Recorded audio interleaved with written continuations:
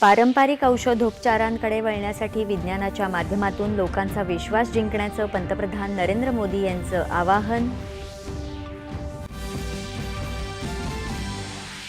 परंपरा, नवोन्मेष आणि विज्ञान एकत्रितपणे प्रगती करू शकतात हे भारतानं दाखवून दिलं आहे. जागतिक आरोग्य संघटनेच्या महासंचालकांचे गौरवोद्गार. प्रत्येक शहरी वर्गांच्या गरजानुरूप किफायतशीर आणि पर्यावरणपूरक गृहनिर्माणासाठी क्रेडाईन योजना बनवावी, अमित शहा.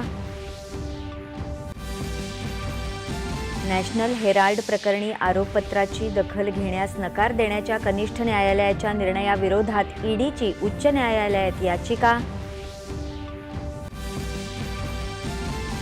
अमेरिकेनं सिरियात आपल्या सैनिकांवर झालेल्या हल्ल्यानंतर ISISच्या 70हून अधिक ठिकाणांना केलं लक्ष्य.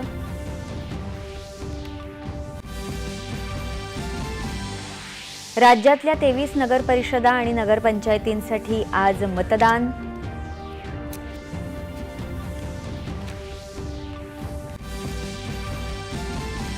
सदनिका घोटाळ्याप्रकरणी माजी मंत्री माणिकराव कोकाटे यांची शिक्षा मुंबई उच्च न्यायालयाने ठेवली कायम. मात्र अंतिम सुनावणीपर्यंत कारवाईला दिली स्थगिती. नागपूरमधील आवादा कंपनीच्या आवारात पाण्याची टाकी कोसळल्याने झालेल्या अपघातात 6 कामगारांचा मृत्यू. राज्य सरकारकडून 5 लाख रुपयांची मदत केली जाहीर. आणि अहमदाबाद इथे सुरू असलेल्या 5व्या आणि अखेरच्या T20 सामन्यात भारताचा दक्षिण आफ्रिकेवर 30 धावांनी विजय. मालिकाही 3-1 जिंकली. नमस्कार.